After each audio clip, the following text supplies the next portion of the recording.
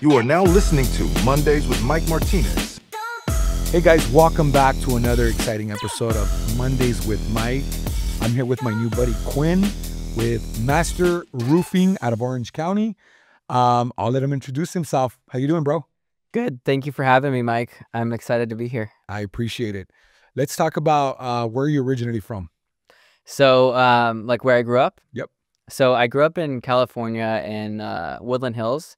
If I don't know if you're familiar with the area, it's kind of like they made a movie about the valley, right? Yeah. So I grew up out there. I was there from, I guess, since I was born until about my teenage years, and then we moved into, I moved into like a friend's family's house in Calabasas for a little while.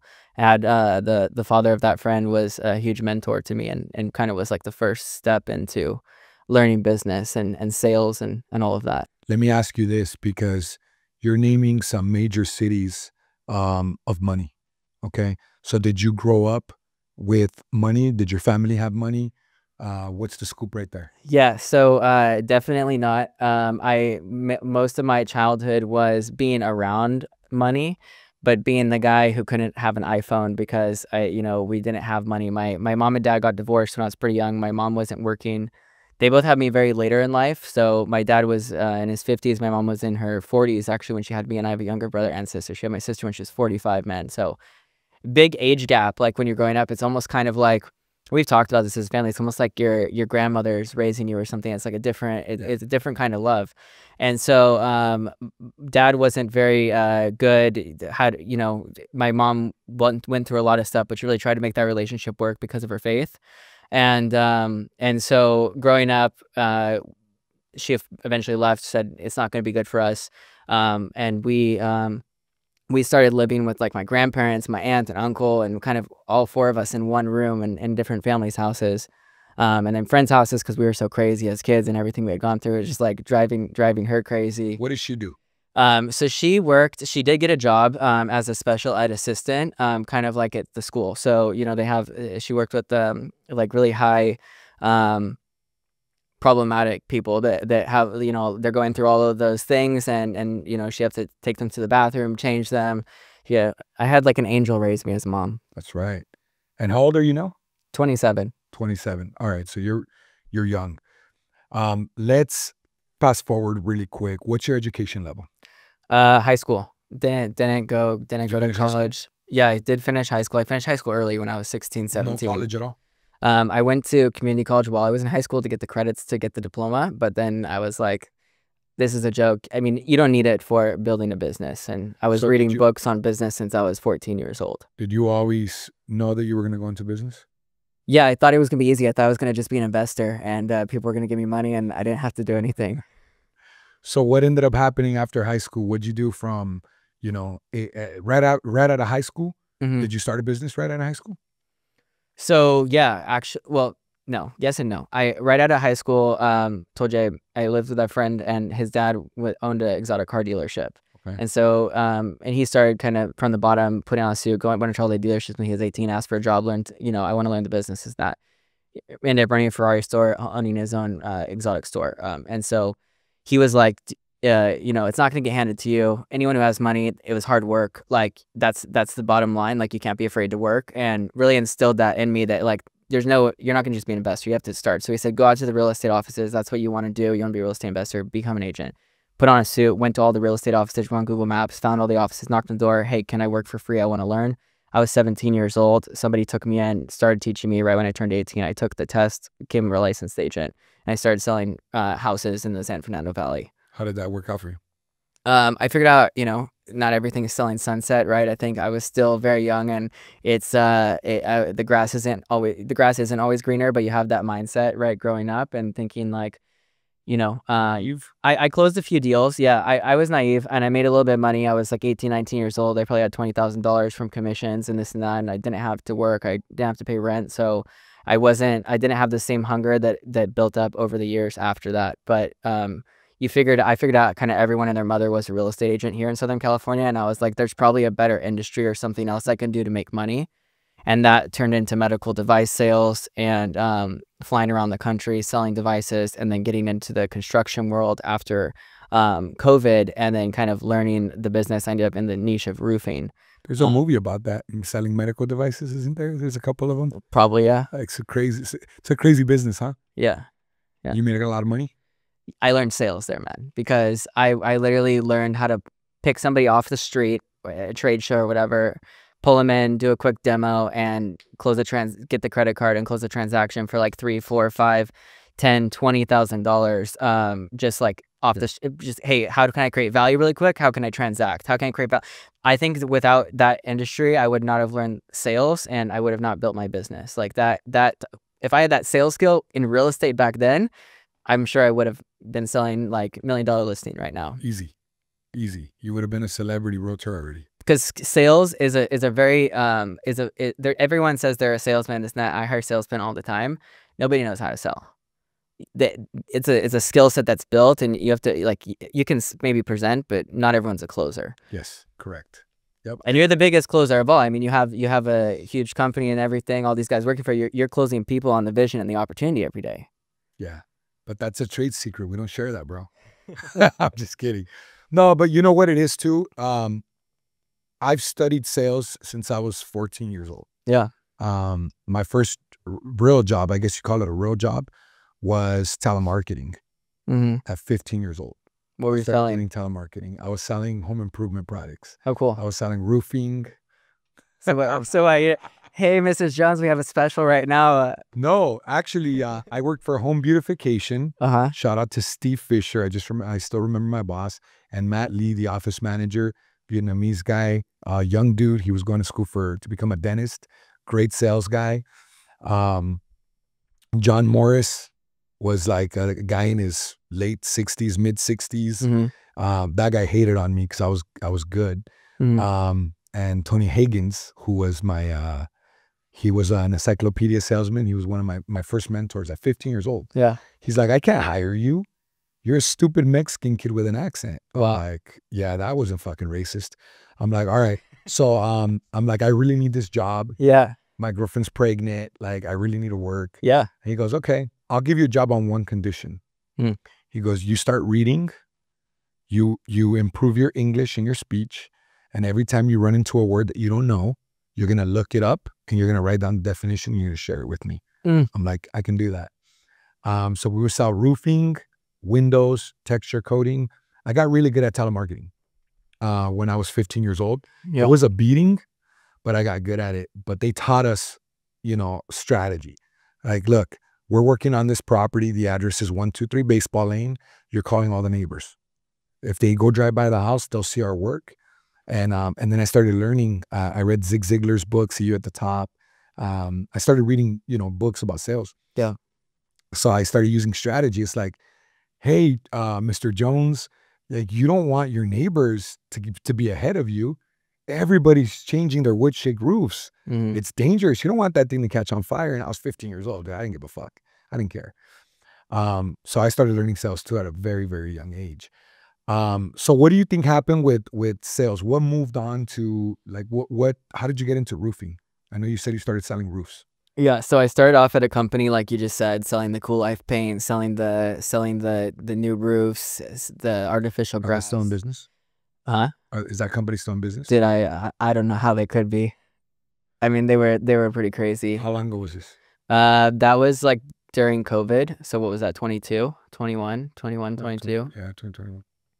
So, yeah, so I started working at a company. They'd send me on leads. They did like some training in the office, and then they'd send me on leads, and all I knew how to do is close and sell. I didn't know anything about the products I was selling. So that's when I always tell people working for me, like, you don't need to know roofing. You just need to understand how to, like, build value. Like, the scope of work's gonna be on a template. You can read that, but you need to understand how to connect with people. You need to understand how to build value. You need to understand how to close, right? So anyways, I went out, started selling that. And then one of my buddies went to a roofing company, and it's like, hey, instead of being jack of all trades, better to probably specialize in one thing, because then you're going to be able to beat everyone out in that, dominate, right? So so then I started working for a buddy, doing project management, sales, kind of manage the job all the way through. And then I ended up actually, I don't really talk about this much, but I ended up filing all the paperwork, opened the corporation and opened a solar company. Okay, SunPower Solar Inc. or something I called it. And so the day that I opened it, I don't know. I had like this panic attack. I called the lawyer at the time of this and that, and I closed the business. I said, I don't think this is a good idea. I'm going to take on too much liability, too much risk. This is probably like 4 or 5 years ago. And so I ended up closing it. My buddy opened a roofing company at the exact same time. So I ended up closing this business that I had already paid all this money to set up, and then started working for my buddy. And I was selling for him, and I ended up making $30,000-$40,000 a month in commissions working for him, selling the roofs. And so I also, in the meantime, I actually started working for this guy Manny Koshpin, who's like a big real estate investor. Yeah. And so I was selling Manny's Contrarian Academy, and I was like, this is a way to get in with Manny, and I can learn all his courses also by working there. And so so when I was working for him, I learned this like really good follow-up process of like, you know, follow up, because I wasn't doing follow-up. It was like one-time call, like one-time close. You go there, you don't sell it, move on to the next one, forget about it. So then I really started implementing that follow-up with the roofing sales, and so I started dominating, making that $30,000-$40,000 a month. Then the guy just ended up, we had a problem on a deal, and he didn't pay me, and I was like, I'm not going to deal with this anymore. I'm just going to open my own business. I know how to do it. I did it before for the solar. Now I felt more confident. I sat down with a lawyer. I had him kind of map out all the legality for me. So I think I just missed that clarity on like what could happen. So I started imagining with the solar company, God forbid somebody gets electrocuted on the roof, something happens, I don't have it set up right, I'm going to be responsible, I'm going to go to jail. I don't know. You start thinking all these crazy things, and then I just didn't go for it. And then when it was time to open the roofing company, my wife, who's my wife now, at the time she was my girlfriend, we started dating, she's like, you have all these, you talk all this big game, like you're gonna do all these things. Like, when are you gonna start? Like, when are you gonna start the business? Kicking you out. Yeah, bro. She's from Mexico City, and I met her in Mexico. We've been married for about 3 years now, and she's like super powerful woman. She pushes me, and she's definitely the reason why I've built the business to what it is today. I give her a lot of credit for that. She helps me in the business right now a lot. But she gave me that push, and then I opened Master Roofing. She actually came up with the name. And You got licensed? yeah, because I did it. I literally got the whole license, everything with the process, because you can get an RMO to partner with you. And now I'm the RMO now, but in the beginning I found an RMO, had him you know, be the license. What does RMO stand for? Responsible managing RMO. Yeah, responsible managing officer, exactly. Yeah. Okay. And then so they're supposed to like oversee your scope of work, oversee the jobs, make sure you're compliant. And then You're basically using their license. yeah, you can be an RMO for 3 people when you have a license. So I could be an RMO for another person right now if I wanted to. So interestingly enough, I have my main property, like my main house is in Rancho, and I've been remodeling it for like 1.5 years, dude, going on 2 years. Okay. I had 2 contractors that straight fucked me, like What happened? did me dirty. One of them was charging me a certain amount, and he was not finishing, and he was Like doing over bad. billing ahead of bad. time? Yeah, we agreed on 140,000, and he was already at like the 120 mark, and like he was still had the whole fucking house that he had to remodel. And then I started finding out from my buddy that's a contractor who's not really in the residential space. Yeah. One of my best friends, Alonzo, he does commercial maintenance and repairs for commercial buildings, and he's like, he didn't want to tell me, dude. He's like, this guy's fucking doing bad work. I got another buddy who's a foreman who does like, no, I'm sorry, not a foreman. He's a superintendent for big projects in LA. Like, he's in charge of literally building buildings, Wow. Okay. apartments. He was more ruthless. He would come over to my house and goes, they're fucking up your house, bro. So I got 2 of my best friends. Were they using permits and getting inspections? No, Okay. no permits. Because it was interior, and I was supposed to save $100,000. A lot of people don't want to do permits, but the permits actually help you because then you make sure the guy's doing what he's supposed to be doing. Yes, exactly. So anyways, I kicked him to the curb. He was like a junior high friend of mine. Got it. I had not seen in 15 years, and I gave him the job. The trust issue, the trust was there, right? So then I got another guy who was working on a neighbor's house, came in, and he fucking, dude, same thing. You know, he charged me, it was less, I think like $100,000. And he was doing better work, but he just like a one-man show, not finishing. So finally, my buddy Alonzo, he's like, look, bro, this is not my shit. I'm not a residential contractor, but I'm tired of seeing you getting fucked. He's like, I got my GC license. I could sub everything out. He was like, I got subs. Like, I'll help you. I'm Nice. like, dude, why didn't you just help me from the beginning, bro? He goes, I didn't want to get involved. I don't want to fuck up our friendship. Yeah. You know, he goes, but I'm tired of seeing you like bleeding, bro. So he ended up, dude, it's been like 2 months and he's like 90% done with the job. So then, that's the difference working with a great company in construction versus going with the cheapest price. yes. And this is what I try and educate all of our customers on, and have our sales team do that too, of like explaining that, because what you just brought up is a huge problem in this industry, and a great problem to solve for somebody looking to solve that. Yeah. So I got another friend of mine who, you know, we're not close, but he reaches out to me every so often. Okay. I met him through a neighbor. And this dude's like, hey man, I was thinking of you. He says, I'm crushing it. I'm basically a contractor that's not licensed. He goes, but I'm crushing it, and there's big jobs, and I'm intimidated because I don't have a contractor's license. He goes, if you know somebody, he goes, it'd be good for you to start that business, and maybe I could be a project manager for you, because I know what I'm doing. I know how to sell, I know how to bid the jobs, and I know how to manage the projects. He goes, there's a lot of money. I go, dude, you don't got to tell me, bro. I'm part of 10X and Cardone Ventures. Like, I fucking know what contractors make. I go, if you take me back 20 years ago, I probably would have went into home services space, not collections. You know what I mean? It's the greatest business. I know, dude. So I told him, I said, you know what? I like the idea. I said, why don't you come and bid my job for my kitchen and see where it takes us? So he came over yesterday and we got to talking, and he says, you know, we got, he goes, I got big $90,000 jobs that I can't take on because I'm scared, since I don't have my license, I don't have insurance, I don't have the infrastructure. I go, I'll connect you with someone after. so my buddy Alonzo has all that. Cool. My buddy Alonzo has all that. But yeah, dude, I love to, you know, anybody that you have that you want to introduce me to. So what I'm thinking of doing is getting Alonzo's license and his knowledge, and having him become the true managing partner. Yeah. Right. And he sounds like he'd be perfect. Yeah. Yeah. And he's super legit. He knows his shit. Yeah. It's just, he's not a residential contractor. It's not his thing. He likes it and he knows it, but it's not his thing. So, the other guy that is his thing. So you got a contractor that's licensed who doesn't do residential. You got another who's an expert at it, who's not licensed. And then you have me, who loves business and scaling and growing and culture and team building and systems and operations and all that, right? Yeah. Leadership. Yeah. So you put us three together. I'm like, why don't we just all partner up, and this could be a side business for us? Yeah. And Alonzo's like, dude, I'm fucking down. My buddy Alonzo's like down, and this guy Andrew's excited. So we're meeting tomorrow. I might be onto something here. Pretty cool. Look, my time's restricted because I'm focused on my agency. Right. And getting to 30, Right. 50 million. But, you know, we can build a $10 million company. No problem, dude. No problem. That's exciting, man. Yeah. So who do you want to introduce me to? So I have an agency that that can connect you to get you guys connected with the right person to get all the licensing set up really quick. It will take a couple months, and yeah, it's a great. But even if my buddy's already licensed? So you're gonna use his license? Yeah. Yeah, so you don't really need it then, the agency, because you can just you're probably gonna open up a new corporation, and then he'll be the RMO for that corporation, and then you'll just be like the CEO or president, and then the other guy will be whatever title. Operation manager. Yeah, exactly. And then you just structure it however you want in the entity, but then this contractor state license board will have a new license, and he'll be, if he's licensed, then he can be the RMO for that, and then it will create a brand new license number for the corporation. Okay. And then I just got to go through a contractors board for that.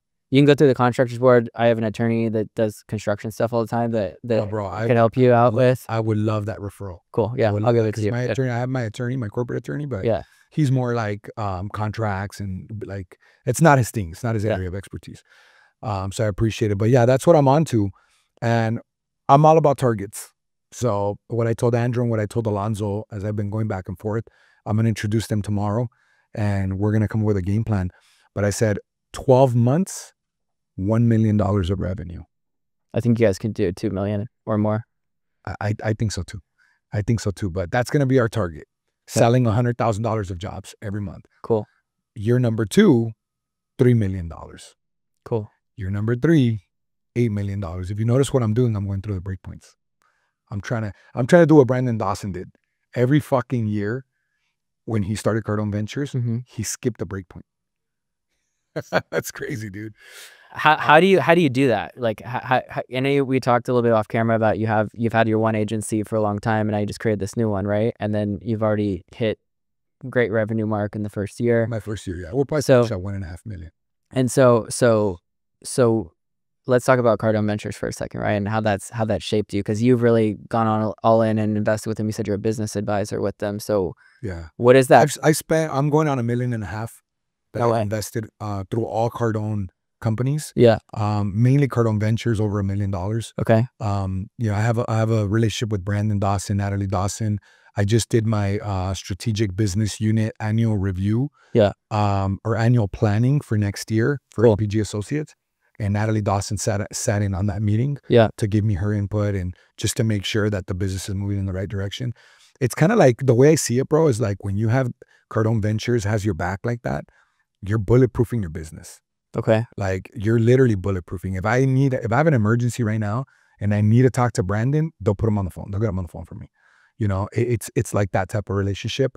But 99% of the things, I don't even need to bring it up to Brandon because they have such a strong leadership team. Yeah. And I have access to everyone. I'm friends with Jeremy, all the executive team over there. Everybody fucking knows me. If I need something, I know who to go to. Like, hey, I'm lost with operations. Go to Natalie Dawson. Just from the 360 I did with them and the workshops that I did, it brought my business from me basically doing everything to now having a team of 20 W2 employees within a year. I know. So it's like I guess for me, I'm like, okay, what else can I learn, right? From when I'm like, I already learned a lot, but there's so much more I could learn, like just by seeing you and what you're doing here. You have not even scratched the surface. I'll tell you that right now. You've done the 360 and you've done all of the workshops except for the revenue one with Jeremy. It's very powerful. Okay. It's like the sales and marketing workshops combined into one on steroids. Okay. I'll tell you what else you can take away that you're probably not utilizing because you either don't know about it or you haven't went in that direction with them. Okay. So number one is platforming. If you platform, they're going to give you a business plan this thick. Right. Yep. And they dial it all in. Yep. Okay. Then you get the SBU team, Mhm. the strategic business unit team. You get to use them. They give you 3 fractional executives. So I have Merlin, who's my operations advisor. He's basically another operations director. I have a finance director, and then I have a marketing advisor. So those are 3 fractional executives that help me run my company. I also have, I'm an Elite 250, so I have all inclusive. I could take any employee that I want. I could take them to any event, any workshop, anything. All inclusive. I paid $1 million for that. And then I have like 12 coaching hours, private coaching hours with any executive, including Brandon. So right now, I'm investing 6 of my coaching hours with Felipe. Felipe is an HR director in charge of the SBU clients. Okay. This guy is a fucking gangster, bro. He's badass. He knows everything about culture, team building, communications with your employees. So what I'm doing is starting off is he's looking at my ads to hire people overseas. He's looking at my interview process, my interview questions, making adjustments and helping us how we select the right people. He's going to go over my onboarding and training, orientation, onboarding and training process for the first week that my employees are with us. And then he's going to teach all of my managers how to have proper personal, professional, financial goal planning sessions, one-on-one sessions with their employees or with their team members. He's going to go over my employee maturity model to make sure that everything is mapped out properly, that the pay bands and their job descriptions and everything is aligned and in order. And then he's going to teach us how to have the proper communications and infrastructure and setup for performance management, you know, reset conversations, written warnings, documented warnings, performance improvement plans to save people's position in the company. So that's just where I'm starting. Wow. So then you have operations. Then you have Jeremy, who could coach me on marketing. And then you have Josh, Brandon Dawson's brother, who could coach us on sales. Like, it's just, you have so much fucking support, dude. You know, how are you going to fail? Yeah. You know, I know that was a lot, We'll leave that for when I'm on your podcast. We'll dive deeper into that. Yeah, I'm excited for that. So how did you get into roofing? You know, we talked about you starting your own company. You know, your wife now has been there to support. Yeah. What were the biggest challenges when you started? So that's a great question. And I think there's so many challenges. I think the biggest challenge was like dealing with the first lawsuit, like first legal issue that came up. I think that really affected me a lot, like just not experiencing it, not knowing like, you know, how that works. We talked about it off camera a little bit earlier. I think that was the biggest challenge. Like we're selling, we're crushing it, and all of a sudden, boom, you have a bad subcontractor that floods the entire house because they didn't because the tarp blew off, or they didn't put a tarp on the roof properly. And the next thing you know, somebody's suing you for $500,000, and now you're thinking, you know, being naive, having the naivety of not seeing, you know, exactly how a lawsuit plays out. And like a civil lawsuit, you know, you start thinking you're going to go bankrupt, you're going to lose all your money, you're going to have to pay for it. But, you know, it ended up, everything works out in the end, right? Yeah. And I think that's behind us now, thank God.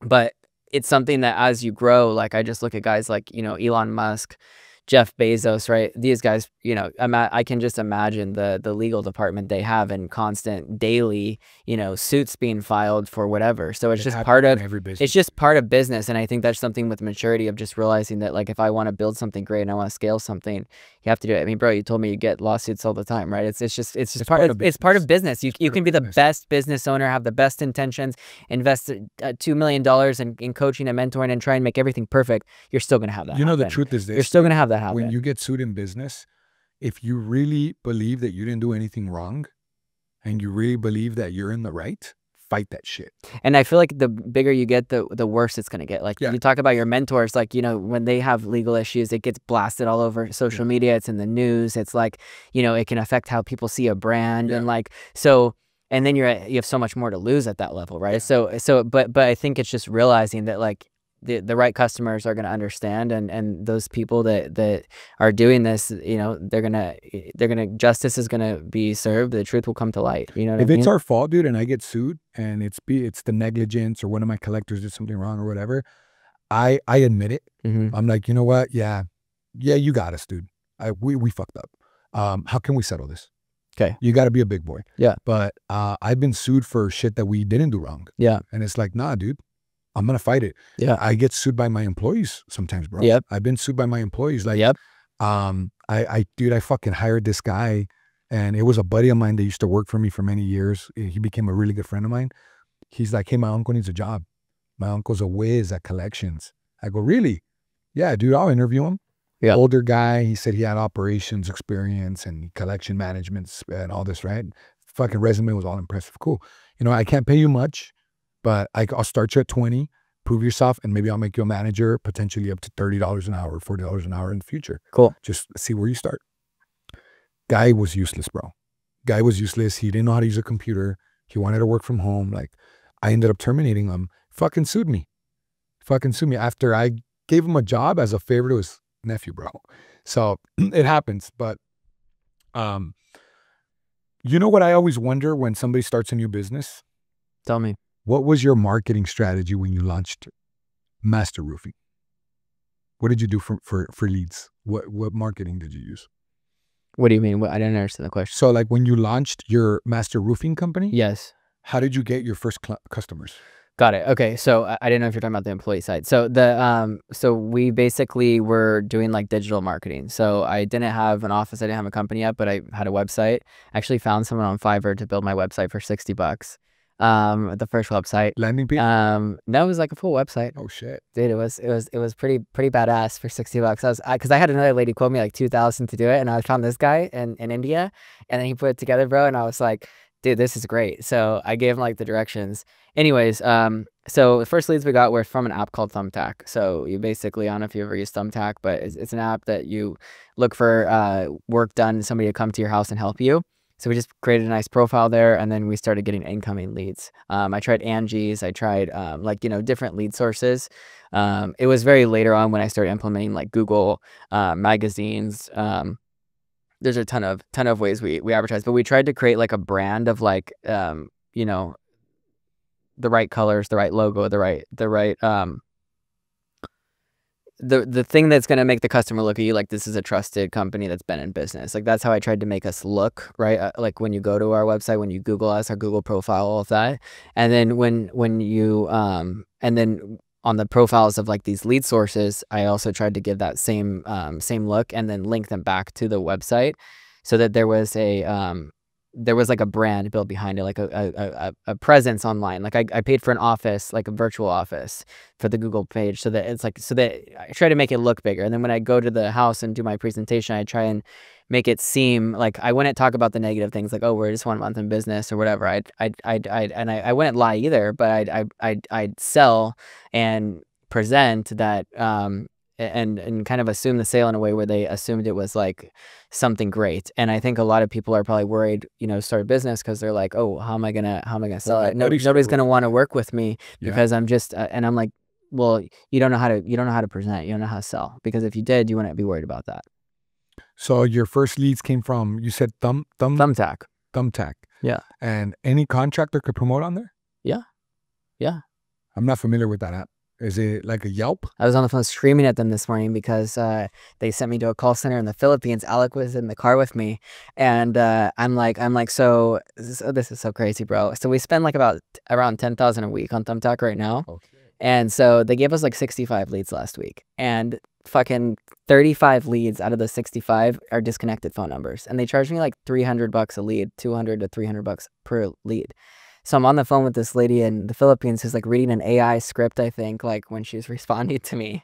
And I'm like, the leads are, these are not qualified leads. These are leads these are leads that don't have a phone number that nobody responds to. And you're charging me $5,000 for a week. Like, you need to refund me for that. And she's like, we have in our system, it's a verified number. I said, can you please call them right now? Because there's the phone number is not verified and it's going straight to disconnected, and we can't send a text or anything. So with some of these lead sources, especially when you start to scale and increase your budgets and increase the range and all these things, you do get a lot of dead leads. And then there's like a strategy for refunding it, because, you can't really, it just doesn't, like, you start to have problems with the leads. What are some of the platforms that you recommend? I mean, I would say,